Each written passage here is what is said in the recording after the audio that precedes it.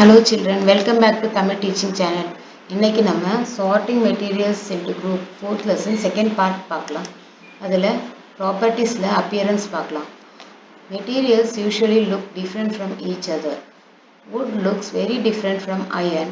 Iron appears different from copper or aluminum. At the same time, there may be some similarities between iron, copper and aluminum that are not there in wood. அதாவது பாருங்க iron வந்து டிஃப்ரெண்ட்டாக இருக்கும். Iron வந்து பார்க்கறதுக்கு காப்பரை விட வேற மாதிரி இருக்கும். காப்பர் வந்து அதோட தோற்றம் வந்து அலுமினியமுக்கு தோற்றம் பார்த்தீங்கன்னா அது வேற மாதிரி இருக்கும். அப்புறம் மரத்தை பார்த்தீங்கன்னா அது வேற மாதிரி இருக்கும். இந்த மாதிரி அதோட தோற்றம் வந்து வேற வேற மாதிரி இருக்கும். ஆனால் சிமிலாரிட்டிஸ்னால் அதோட யூசேஜ் பொறுத்து ஒத்த தன்மை இருக்கும். அதாவது இப்போ வந்து அலுமினியம் காப்பர் இந்த மாதிரியான மெட்டீரியல் எடுத்திங்கன்னா நம்ம பாத்திரங்களாக யூஸ் பண்ணலாம். அப்போ வந்து இது யூஸ் பண்ணுறத பொறுத்து மட்டும் சில சிமிலாரிட்டிஸ் அமையும். இப்போ வந்து ஆக்டிவிட்டி 3 போகலாம். Collect small pieces of different materials, paper, cardboard, wood, copper, wire, aluminium sheet, chalk. Do any of these appear shiny? Separate the shiny materials into group. அதாவது பாருங்க இந்த பேப்பர், கார்ட்போர்ட், வுட்டு, அப்புறம் வந்து copper wire, aluminium sheet, chalk இந்த பொருட்கள் இந்த மெட்டீரியல்லாம் எடுத்தீங்கன்னா எந்த மெட்டீரியலாவது ஷைனியாக இருக்கா, அதை பளபளப்பு தன்மை கொண்டதாக இருக்கா, அது மாதிரி இருக்கிறதெல்லாம் நம்ம ஒரு குரூப்பாக வந்து நம்ம பிரித்து வைக்கலாம். அதாவது என்னென்ன பாருங்கள், பேப்பர் வந்து ஒரு ஷைனிங்காக இருக்காது, கார்ட்போர்ட் ஷைனிங்காக இருக்காது, வுட்டு வந்து ஷைனிங்காக இருக்காது, ஆனால் காப்பர் ஒயர் ஷைனிங்காக இருக்கும், அலுமினியம் ஷீட்டு ஷைனிங்காக இருக்கும், சாக்கு கிடையாது. இதை மாதிரி எது எது உங்களுக்கு ஷைனிங்காக இருக்கோ அதை ஒரு குரூப்பாக பிரித்து வைக்கலாம். Now observe as the teacher cuts each material into two pieces and look at the freshly cut surface. அதாவது இப்போ 2 பீஸாக ஒரு மெட்டீரியலை 2 பீஸாக கட் பண்ணும் பொழுது உங்களுக்கு அந்த இடத்துல ஷைனிங்காக இருக்கான்னு பார்க்கணும். What do you notice? நீங்கள் என்ன பார்க்குறீங்க? அப்படி கட் பண்ணும்போது என்ன நோட் பண்ணுறீங்கன்னு கேட்குறாங்க. Does the freshly cut surface of some of these materials appear shiny? அந்த கட் பண்ண இடத்துல ஷைனிங்காக இருக்கா? Include these objects also in the group of shiny materials. அது மாதிரி ஷைனிங்காக இருக்கிற மெட்டீரியல்ஸில் நம்ம ஒரு குரூப்பாக பிரித்து வச்சுக்கலாம். Do you notice such a shiny or luster in other materials? லஸ்டர்ன்றது ஷைனிங், அதாவது பளபளப்பு தன்மையை தான் லஸ்டர்ன்னு சொல்லுவோம். ஷைனிங் சொல்லலாம், இல்லைன்னா லஸ்டர்ன்னு சொல்லணும். Cut them anyway as you can. அதாவது நீங்கள் மெட்டீரியல்ஸை எந்த பகுதியிலாவது நீங்கள் அதை கட் பண்ணணும். கட் பண்ணும் பொழுது உங்களுக்கு ஷைனிங்காக இருக்கான்னு பார்க்கலாம். Repeat this in the class with as many materials as possible and make a list of those with and without luster. அது மாதிரி எது பளபளப்பாக இருக்குது அதை வந்து நம்ம ஒரு குரூப்பாகவும் பளபளப்பு இல்லாத ஒரு குரூப்பாகவும் பிரித்து வைக்கலாம்.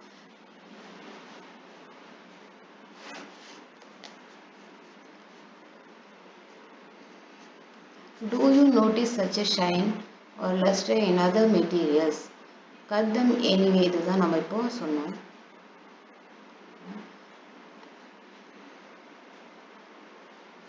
Instead of cutting, you can rub the surface of material with sandpaper to see if it has luster. அதாவது இப்போ நம்ம வந்து கட் பண்ண முடியல அப்படின்னும் பொழுது நம்ம என்ன பண்ணலாம், மரத்துகள்கள் கொண்ட ஒரு காகிதம் இருக்கு இல்லையா, அதுதான் வந்து சாண்ட் பேப்பர்னு சொல்லுவோம்.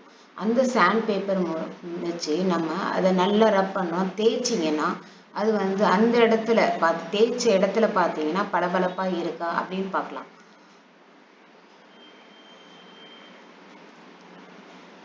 Materials that have such luster are usually metals. அதாவது பளபளப்பு தன்மையாக இருக்கிறது எப்போவே பார்த்தீங்கன்னா அது மெட்டல், உலோகமாக இருக்கும். Iron, copper, aluminium and gold are examples of metals. இந்த மாதிரி அயன், காப்பர், அலுமினியம் வந்து நமக்கு ஒரு உலோகத்தினுடைய ஒரு examples. Some metals often lose their shine and appear dull. சில வந்து மெட்டல்ஸ் வந்து அதோட ஷைன் வந்து டல் ஆகிடும். ஏன்னா because of the action of air and moisture on them. அதாவது நம்ம ஏரில் இருக்கிற அந்த ஈரப்பதம் வந்து அதில் படும் பொழுது அதோட பளபளப்பு தன்மை கொஞ்சம் குறைஞ்சிடும், டல் ஆகிடும். சரிங்களா? We therefore notice the luster only on the freshly cut surface. நம்ம எப்பவுமே வந்து ஒரு பளபளப்பு தன்மையை பார்க்குறோன்னா நம்ம ஃப்ரெஷ்ஷாக கட் பண்ணுற இடத்துல பார்த்தீங்கன்னா தெரியும். When you visit an ironsmith or a workshop, அதாவது இரும்பு தொழிலாளி இருக்காங்க இல்லைங்களா, இரும்பு பட்டறை சொல்கிறோம் இல்லையா, அந்த இடத்துக்கு போயிட்டு look out for freshly cut surface of metal rods to see if they have lustre. அந்த இடத்துல வந்து ராடெல்லாம் கம்பிங்கெல்லாம் கட் பண்ணுவாங்க இல்லையா, நீங்கள் அந்த கட் பண்ணுற இடத்துல பார்த்தீங்கன்னா பளபளப்பு தன்மையை பார்க்கலாம். Hardness. When you press different materials with your hands, some of them may be hard to compress, while others can be easily compressed. அதாவது இப்போ ஒரு மெட்டீரியல்ஸ் எடுத்தீங்கன்னா நம்ம கையில் அழுத்தும் போதே சிலது வந்து அது கடினத்தன்மை இருக்கா அதாவது பார்க்கறதுக்கு, அதாவது இப்போ அழுத்தும் பொழுது அழுந்துச்சுன்னா வந்து உங்களுக்கு அது கடினத்தன்மை இல்லாத மெட்டீரியல்னு அர்த்தம். அதே போல் கம்ப்ரஸ்னால் நல்லா அமுக்கணும், அதாவது நம்ம எவ்வளோக்கு எவ்வளோ ப்ரெஷர் கொடுத்து எந்த பொருளையாச்சும் வச்சு அமுக்கும் பொழுதும் அந்த இது மெட்டீரியல் வந்து உங்களுக்கு நசுங்கும் பொழுதோ இல்லை அதோட ஹார்ட்னஸ் கடினத்தன்மை இல்லைன்னா அது வந்து ஹார்ட்னஸ் இல்லாத மெட்டீரியல்னு சொல்கிறோம். டேக் ஏ மெட்டல் கீ, அதாவது ஒரு மெட்டல் கீனா நம்மளுடைய கீ அதாவது யூஸ் பண்ணுறோம் இல்லையா சாவி, அதுதான் வந்து உலோகத்திலான சாவி, அதான் metal key. And try to scratch with it. The surface of a piece of wood, aluminium, a piece of stone, a nail, candle, chalk, any other material or object. You can easily scratch some materials while some cannot be scratched so easily. அதாவது அந்த metal கீயை வச்சு அந்த சாவியை வச்சு நீங்கள் என்ன பண்ணுறீங்கன்னா ஒரு பீஸ் ஆஃப் வுட்லேயோ அலுமினியம்லேயோ இல்லைன்னா ஒரு ஸ்டோன்லேயோ ஒரு நெயில் நம்ம நகம் இருக்குல்லையோ அங்கேயோ இல்லை கேண்டில்லையோ சாக்லேயோ நம்ம அதை கீறும் பொழுது அந்த மெட்டீரியலில் ஸ்க்ராட்ச் அதாவது கீறல் விழுந்ததுன்னா அது வந்து கடினத்தன்மை இல்லாததுன்னு அர்த்தம். While some cannot be scratched so easily. சிலது வந்து கீறினாலும் உங்களுக்கு அந்த கீறல் விழாது, அது வந்து கடினத்தன்மை இல்லாதது. கீறல் விழும்போது அது வந்து என்னது நமக்கு கடினத்தன்மை இருக்கிறதா அர்த்தம். Materials which can be compressed or scratched easily are called soft. இதை மாதிரி ஒரு அமுக்கும் பொழுதோ இல்லை கீறல் விழும்போதோ அந்த மாதிரியான மெட்டீரியல்ஸ்லாம் நம்ம சொல்கிறோம் என்ன சொல்கிறோம்னா சாஃப்டான மெட்டீரியல் அப்படின்னு சொல்கிறோம். Which are difficult to compress are called hard, அதாவது நம்மளால் அமுக்க முடியாத அந்த மாதிரியான அழுத்தம் கொடுக்க முடியாத ஒரு மெட்டீரியல் தான் நம்ம வந்து ஹார்டுன்னு சொல்கிறோம். ஹார்ட்னா நல்ல கடினத்தன்மையான ஒரு material. For example cotton or sponge வந்து சாஃப்ட் மெட்டீரியல், சரிங்களா. காட்டன் ஸ்பாஞ்சில் வந்து ரொம்ப மிருதுவாக இருக்கும் இல்லையா, அதெல்லாம் வந்து soft material. While iron is hard, இரும்பு வந்து உங்களுக்கு அமுக்கவோ இது பண்ணவோ கம்ப்ரெஸ் பண்ண முடியாது, அப்போ அது வந்து hard material. In appearance materials can have different properties like lustre, hardness, be rough or smooth. அதாவது சில மெட்டீரியல்ஸ் வந்து பளபளப்பாக இருக்கும், பளபளப்பு தன்மை இருக்கும். ஹார்ட்னஸ்னால் நல்ல கடினத்தன்மை இருக்கும், சாஃப்டாகவோ இல்லை ஹார்டாகவோ இருக்கும். இப்போ வந்து ரஃப்பாக இருக்கும், சிலதில் கரடு முரடாக இருக்கும், சிலது வந்து மென்மையாக இருக்கும். இந்த மாதிரி அதோட ப்ராப்பர்ட்டிஸை நம்ம சொல்கிறோம். Can you think of other properties that describe the appearance of a material, அதாவது வேறு ஏதாவது மெட்டீரியல் அந்த ப்ராப்பர்ட்டிஸை நீங்கள் சொல்ல முடியுமா அப்படின்னா சால்யூபிள். நெக்ஸ்ட்டு பாருங்கள், சால்யூபிள் ஆர் இன்சால்யூபிள், அதாவது கரையக்கூடியதா இது கரையாத தன்மை இருக்கிறதா அப்படிங்கிறது தான்.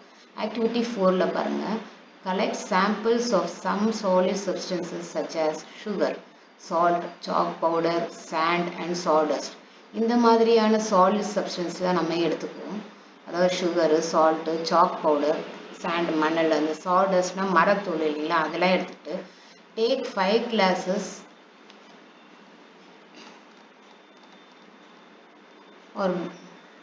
or beakers, அது பாருங்க 5 glasses of beakers எடுத்துக்கணும். இப்போ 5 கிளாஸஸோ இல்லை பீக்கர்ஸ்னால் இந்த மாதிரி இருக்கும், சரிங்களா. இல்லைன்னா 5 டம்ளர் அதாவது கிளாஸஸ் எடுத்துகிட்டு fill each one of them about 2/3 with water. Add a small amount the spoonful of sugar to the first glass. அதாவது அந்த 5 டம்ளர்லேயும் 5 பீக்கர் அல்லது 5 பீக்கர்லேயும் தண்ணி வந்து 2/3.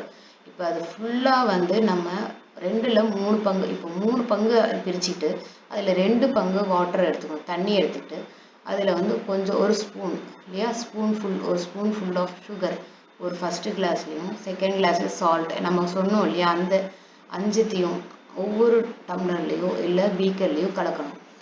Sugar, salt, chalk powder, sand, sawdust இது எல்லாத்தையுமே நம்ம போடுறோம் தனித்தனியாக. சரிங்களா?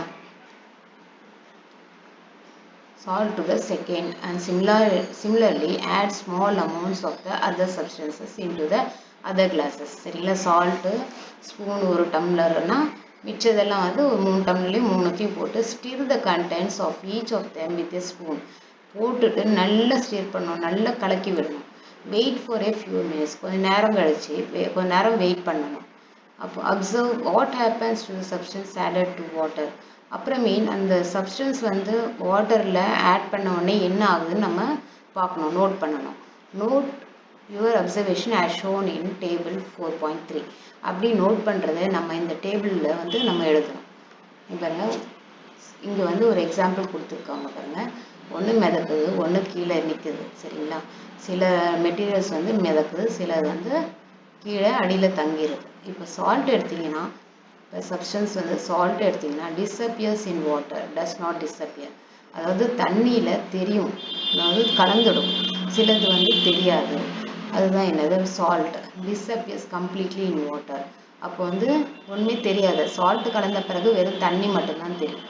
இப்போ சுகர் எடுத்திங்கன்னா அது வந்து கம்ப்ளீட்லி இதுவாகிடும், என்னது டிஸ்அப்பியர் ஆகிடும். சரிங்களா? அது தண்ணியோட சுத்தமாக ஃபுல்லாக கலந்துடும். இப்போ சாண்ட் எடுத்திங்கன்னா அது கலங்காது, அது அடியில் தங்கிடும் இல்லைங்களா? இது மாதிரி தங்கிடும். Chalk powder எடுத்திங்கனாலும் தங்கிடும். சரிங்களா? அடுத்தது பாருங்கள், சால்டஸ்ட் எடுத்தாலும் அது வந்து அடியில் அப்படியே தங்கிடும். ஆனால் மிதக்கும், கழுவாது, உங்களுக்கு தெரியாமல் போகாது. இது வந்து சால்டஸ்ட் மரத்தூள்ன்றதுனால தண்ணியில் ஊறிட்டு மிதக்கும், ஆனால் அப்படியே வந்து உங்களுக்கு தண்ணியோடு சேர்ந்து கலங்காது. You will notice that some substances have completely disappeared or dissolved in water. சில சப்ஸ்டன்ஸ் வந்து நமக்கு அப்படியே தண்ணியோட சேர்ந்து கலந்துரும், நமக்கு தெரியாது, சிலது வந்து தெரியும். We say that these substances are soluble in water. அதாவது கம்ப்ளீட்டாக உங்களுக்கு தண்ணியில் கலந்துருது அந்த மாதிரியான மெட்டீரியல் தான் நம்ம என்ன சொல்கிறோம், சால்யூபிள். அந்த மாதிரியானது வந்து பொருட்கள்லாம் நம்ம சால்யூபிள் இன் வாட்டர் அப்படின்னு சொல்கிறோம். Other substances do not mix with water and do not disappear even after we stir for a long time. அதாவது ரொம்ப நேரம் நம்ம கலந்து விட்டால் கூட தண்ணியோட கலங்காது.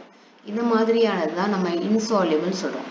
These substances are insoluble in water.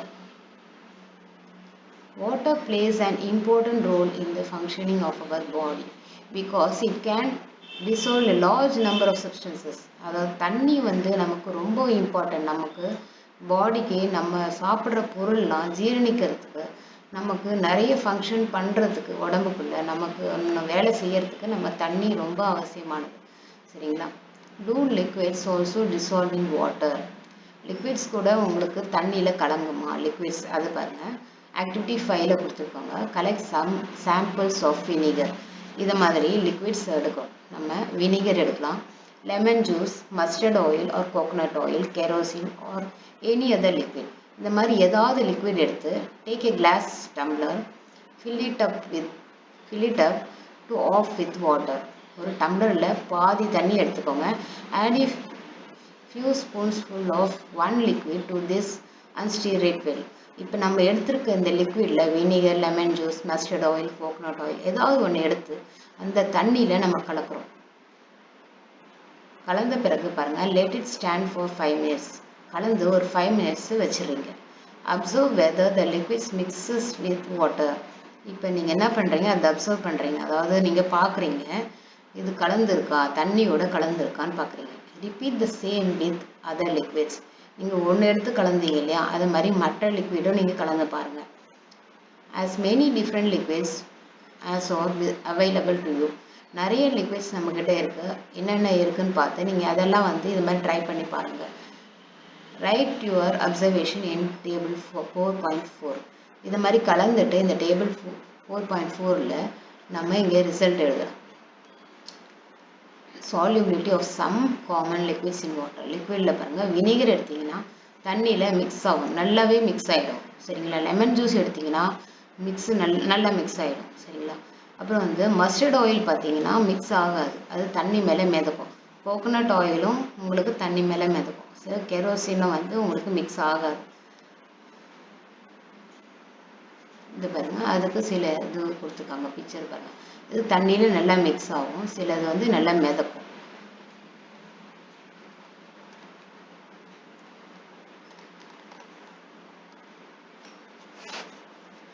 Buju suggests we notice that some liquids get completely mixed with water. இப்போ நம்ம சில liquid வந்து உங்களுக்கு நல்ல கம்ப்ளீட்டாக மிக்ஸ் ஆகிடுது. Some others do not mix with water and form a separate layer when kept aside for some time. நம்ம வந்து சிலது வந்து மேலே வந்து லேயர் மாதிரி அப்படியே மேலே மிதக்கும் இல்லைங்களா, அது வந்து சில லிக்விட் வந்து கலங்காது. Buju suggests that we also check if the liquids that we used in activity 5 mix well with some liquids other than water.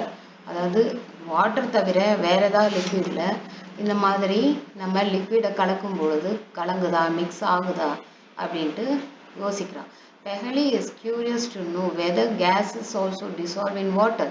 அதாவது என்ன நினைக்கிறான்னா, கேஸஸ் கூட உங்களுக்கு தண்ணியில் கலங்குமா அப்படின்ட்டு யோசிக்கிறோம்.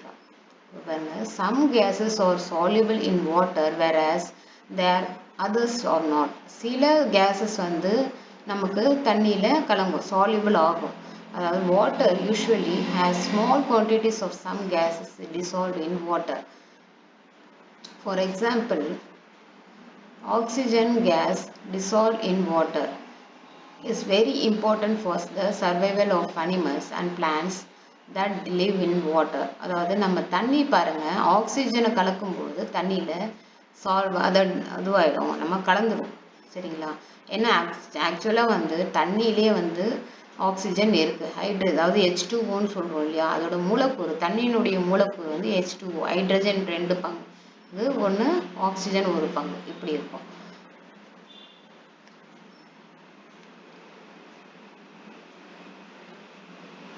Objects may float or sink in water. சில object வந்து மிதக்கக்கூடிய தன்மை இருக்கும், சிலது வந்து உள்ள மூழ்கக்கூடியதாகிடும், அதாவது சிங்க்னா மூழ்கிடும். சரிங்களா. While doing activity 4, you might have noticed that the insoluble solid separated out from water. அதாவது பாருங்க, சிலது வந்து நம்ம இப்போ பார்த்தோம் இல்லையா, அது வந்து இப்போ வந்து டேபிள் 4 பாருங்க, சப்ஸ்டன்ஸ் வந்து அப்படியே வந்து கீழே தங்கிடும், அதாவது இது சிங்க் ஆகுது, இது வந்து உங்களுக்கு என்னாகும், ஃப்ளோட் ஆகும். சரிங்களா.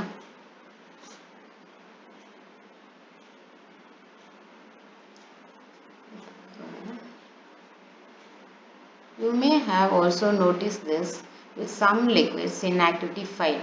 அந்த 5ல இன்னும் கொஞ்சம் ஆக்டிவிட்டியில் கொடுத்துருக்காங்க பாருங்க, இங்கே 4.6ல கொடுத்துருக்காங்க பாருங்க. சிலதெல்லாம் வந்து மூழ்கிடும், சிலதெல்லாம் மிதக்கும். Some of these materials that did not mix with water floated to the surface of water. Others may have sunk to the bottom of the tumbler. Right? We notice many examples of objects that float in water or sink. 4.6.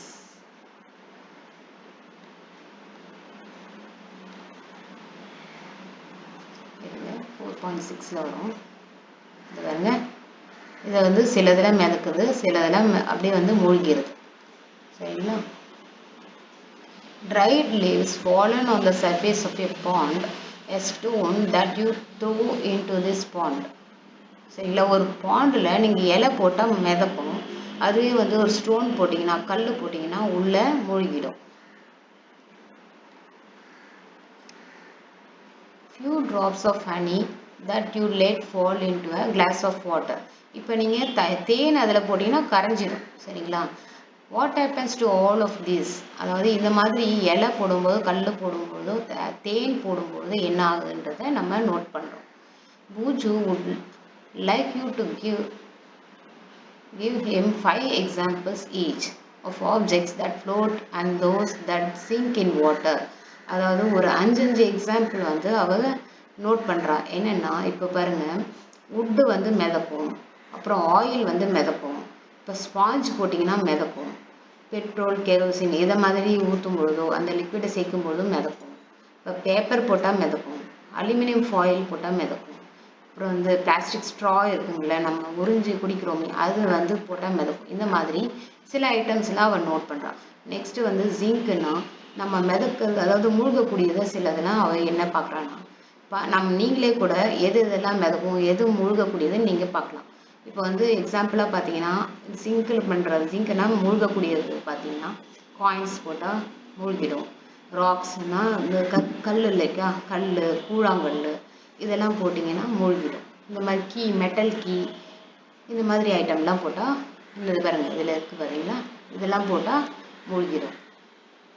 What about testing these some materials to see if they float or sink in other liquids like oil. அதாவது oil கூட மிதக்குது, நீங்கள் பார்த்துருக்கீங்க இல்லையா? அது ஏன்னா அது density, அதோட அடர்த்தி வந்து கம்மியாக இருக்கும் பொழுது தண்ணி மேலே மிதக்கும். சரிங்களா?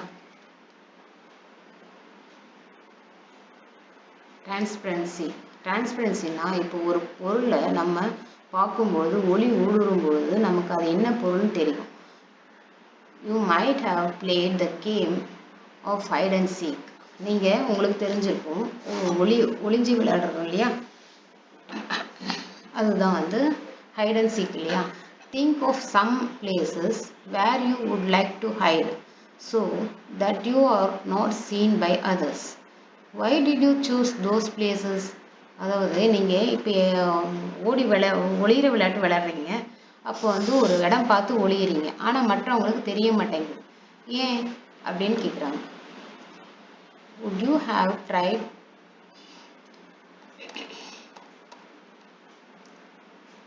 hide behind a glass window? Obviously not, as your friends can see through that and spot you. அதாவது இப்போ நீங்கள் ஒரு கண்ணாடி முன்னாடி ஒளியிறீங்கன்னு வச்சுக்கோங்களேன், கண்ணாடி பின்னாடி, இப்போ அப்போ வந்து உங்களை கண்டுபிடிச்சிடுவாங்க. ஏன்னா கண்ணாடியில் உங்களுக்கு தெரியும், பார்க்கும் பொழுது உங்களை ஈஸியாக கேட்ச் பண்ணிவிடுவாங்க. Can you see through all the materials? எல்லா மெட்டீரியல்ஸ் முன்னாடியும் உங்களால் பார்க்க முடியுமா அப்படின்னா இல்லை. those substances of or materials through which things can be seen or called transparent. அது எந்த மெட்டீரியல் மூலமாக நம்ம பார்க்க முடியுமோ அது டிரான்ஸ்பரண்ட் மெட்டீரியல்னு சொல்கிறோம். இப்போ வரங்க பாருங்க 4.7ல்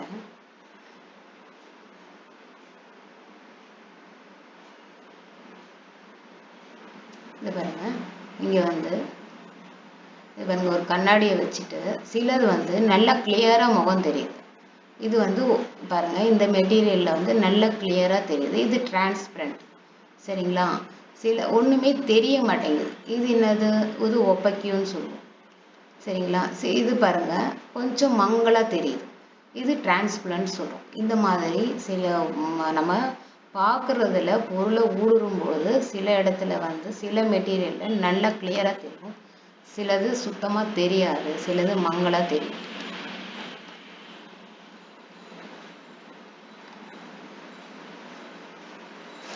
Glass, water, air and some plastics are examples of transparent materials. இதெல்லாம் டிரான்ஸ்பரண்ட்னா நல்லா தெரியக்கூடியது, நல்ல ஒளி ஊடுருவக்கூடியது. கிளாஸு இது எடுத்திங்கன்னா, கிளாஸ்னால் நம்ம இந்த கண்ணாடி டம்ளர் இருக்கு, அது வாட்டர் தண்ணியில் உங்களை பார்த்தீங்கன்னா தெரியும், ஏரில் தெரியும், ஏர் நம்மளை சுற்றி நமக்கு ஏர் தான் இருக்குது. பிளாஸ்டிக், சில பிளாஸ்டிக் பார்த்தீங்கன்னா இந்த பாருங்கள், இந்த பிளாஸ்டிக்கில் நல்லா தெரியும், உள்ளே இருக்கிற பொருள் நல்லா தெரியும். இந்த மாதிரி பிளாஸ்டிக் இது மாதிரியான ஐட்டம்லாம் வந்து சில எக்ஸாம்பிள்ஸ். சரிங்களா? Shopkeepers usually prefer to keep biscuits, sweets and other eatables in transparent containers of glass or plastic so that buyers can easily see these items. அதாவது இந்த மாதிரியான தெரிகிற பிளாஸ்டிக் டப்பாவில் போடும்பொழுது பொருள்லாம் நமக்கு தெரியும், இதில் என்னென்ன பொருட்கள் இருக்குன்னு நம்ம பார்க்க முடியுது. பார்க்கும் பொழுது நமக்கு தேவையான பொருளை நம்ம வாங்கிறதுக்கு ஈஸியாக இருக்கும். அதனால தான் வந்து ஷாப்கீப்பர்ஸ் வந்து இந்த மாதிரியான டப்பாலாம் சூஸ் பண்ணி அவங்க பொருளை வச்சு வியாபாரம் பண்ணுறாங்க. On the other hand, there are some materials through which you are not able to see. சில மெட்டீரியல்ஸ் பார்த்தீங்கன்னா நம்மளால் பார்க்க முடியாது. those materials are called opaque. அந்த மாதிரியான மெட்டீரியல்லாம் நம்ம என்ன சொல்கிறோம், opaque. You cannot tell what is kept in a closed wooden box, a cardboard, cotton or a metal container. இந்த மாதிரி இதாவது இப்போ பாருங்க ஒரு wooden box. wooden boxனா நம்ம மரத்தால செஞ்ச பாக்ஸ் இல்லை மெட்டல் கண்டெய்னர் உலோகத்தாலான கண்டெய்னர் அதுக்குள்ள ஏதாவது பொருள் வச்சிங்கன்னா நமக்கு தெரியாது. wood cardboard and metals are examples of opaque material. இந்த மாதிரி wood cardboard இருக்குங்களா, கார்ட்போர்டுக்குள்ள கூட வச்சா ஒன்றும் தெரியாது, உள்ள இருக்கிற பொருள் என்ன தெரியாது. மெட்டல்ஸ் உலோகத்தாலான ஏதாவது ஒரு பொருள்ல ஏதாவது ஒரு மூடி வச்ச போல இருக்க மெட்டல் உலோகத்துல இருக்கிற உள்ள என்ன பொருட்கள்ன்றது நமக்கு தெரியாது. இந்த மாதிரியான மெட்டீரியல் தான் நம்ம என்ன சொல்றோம், opaque. சரிங்களா? Do we find that we can group all materials and objects without any confusion as the opaque or transparent? நம்ம வந்து இதை தனியாக குரூப்பாக லிஸ்ட் பண்ணலாம். எதெல்லாம் நல்லா தெரியும், எந்த மெட்டீரியல்லாம் நமக்கு அது உள்ளே இருக்கிறது நமக்கு தெரியும், சிலது ஏன் தெரியாது, எது தெரியாது, இப்படின்றத நம்ம பிரித்து வைக்கலாம். Activity 6. Take a sheet of paper and look through it towards a lighted bulb. Make a note of your observation. Now put 2 to 3 drops of some oil and spread it on the sheet of paper. Look again towards the lighted bulb through that portion of the paper on which the oil has been spread. இப்போ நம்ம என்ன பண்ணலாம்னா ஒரு sheet எடுத்துக்கிறோம், அந்த ஷீட்டில் ஒரு bulb முன்னாடி அதாவது பார்க்கலாம். அப்போ பார்க்கும்பொழுது என்னது தெரியும், பல்பு ஒளி தெரியும். ஆனால் நம்ம அப்புறமே அதுக்கப்புறம் என்ன பண்ணுறோம், 2-3 ட்ராப் ஆஃப் ஆயில் நம்ம அந்த ஷீட் மேலே அந்த பேப்பர் மேலே விடும் பொழுது விட்டுட்டு அதை நல்லா ரப் பண்ணிவிட்டு அதாவது நல்லா தேய்ச்சிட்டு அதை கொஞ்சம் அதாவது பார்த்து கிழியாத பார்த்து லேசாக தடவிட்டு நம்ம அந்த பல்பு முன்னாடி பார்க்கும் பொழுது நமக்கு என்ன ஆகும்னா சரியாக தெரியாது இல்லைங்களா, அந்த ஒளி நமக்கு சரியாக தெரியாது.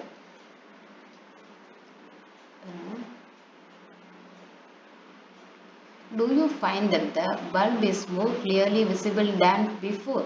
அதாவது நம்ம ஃபஸ்ட்டு நல்லா பேப்பர் மூலமாக நம்ம பல்புனுடைய லைட்டை பார்த்தோம். அதுவே ஆயில் நம்ம ஸ்ப்ரெட் பண்ணி விடும்பொழுது பேப்பர் மேலே அதாவது நல்லா இது பண்ணும்பொழுது தடவி விடும்பொழுது நம்ம பல்பில் இருக்கிற வெளிச்சம் நம்ம பார்க்கும் பொழுது தெரியாது. But you can see clearly through the oil paper.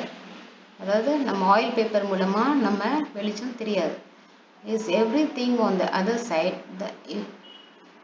side of it visible? எல்லா பொருட்களும் அப்படிதான் இருக்கு. இப்போ சில நீங்கள் பேப்பர் மூலமாக ஆயில் தடவிட்டு பார்க்குறீங்க, அதே மாதிரி எல்லா மெட்டீரியல்லையும் அது மாதிரி லைட் பார்க்கும்போது விசிபிளாக தெரியுதா? Perhaps not. The materials through which objects can be seen but not clearly or known as translucent. அதாவது எப்போ ஒரு ஆப்ஜெக்ட் நல்லா கிளியராக தெரியலையோ அப்போ நம்ம அதை என்ன சொல்கிறோம்னா டிரான்ஸ்லூசன்ட் அப்படின்னு சொல்கிறோம். சரிங்களா? Remember the oily patch on paper when we tested food items for presence of fats. நம்ம ஃபேட்ஸுக்கு நம்ம ஒரு டெஸ்ட் பார்த்தோம் இல்லையா செகண்ட் சாப்டரில். அப்போ இப்போ ஒரு ஏதாவது ஒரு ஃபுட் ஐட்டம் எடுத்துகிட்டு அந்த பேப்பரில் கசக்கிட்டு இந்த பேப்பரை பார்த்தீங்கன்னா அதில் ஒரு ஆயில் படிஞ்சா போல் இருக்குதுன்னா அது ப்ரெசன்ஸ் ஆஃப் அதாவது ஃபேட்ஸ் இருக்குது, அதில் ஃபேட் இருக்குதுன்னு நம்ம டெஸ்ட் பண்ணுறோம். அது கூட உங்களுக்கு அதை எடுத்து நீங்கள் லைட்டை ஏதோ பார்த்தீங்கன்னா அப்போ சரியான லைட் வெளிச்சம் தெரியாது. அது கூட நமக்கு ஒரு எக்ஸாம்பிள் ஆஃப் டிரான்ஸ்லூசன்ட் சரிங்களா மெட்டீரியல். சரிங்களா?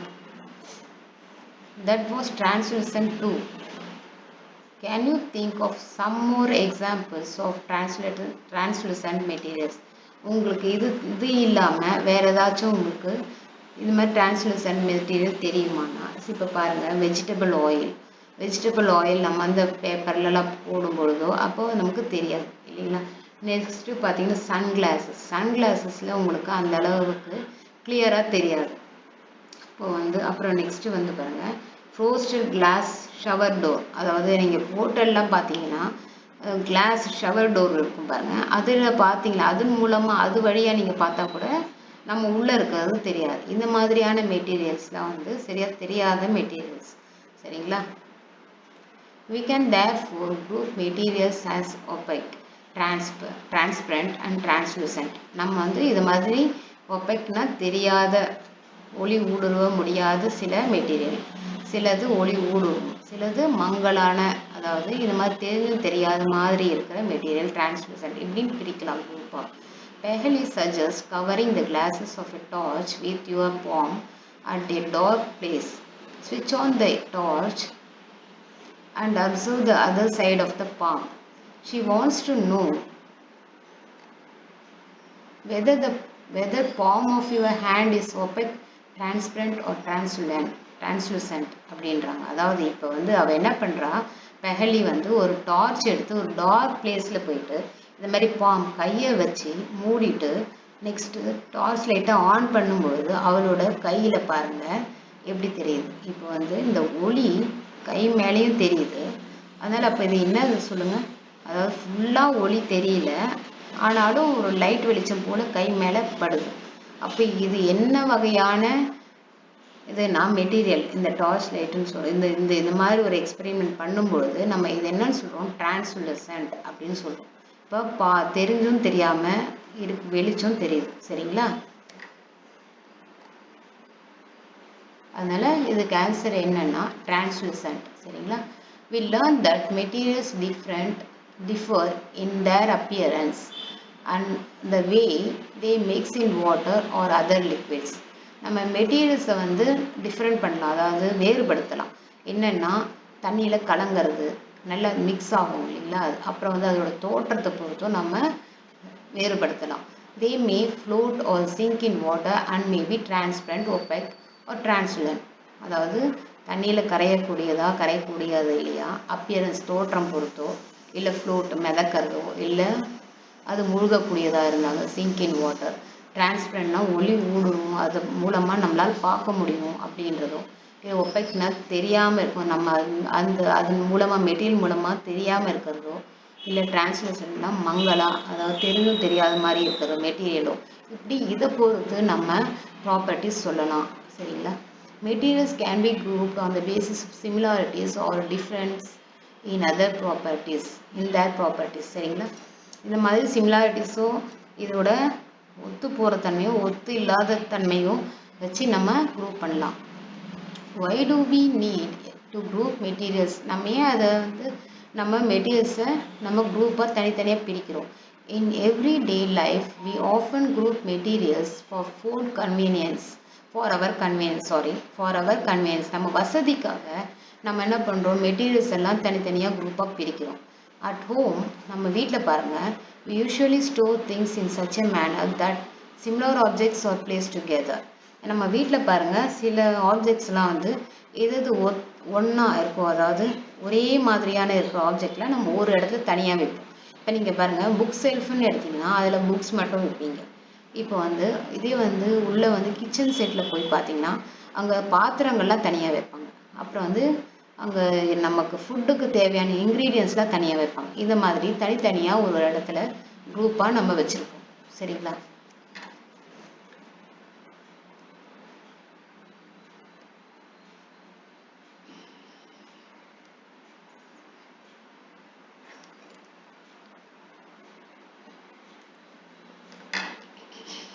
Similarly, பாருங்க, இது வந்து such a manner that similar objects are placed together.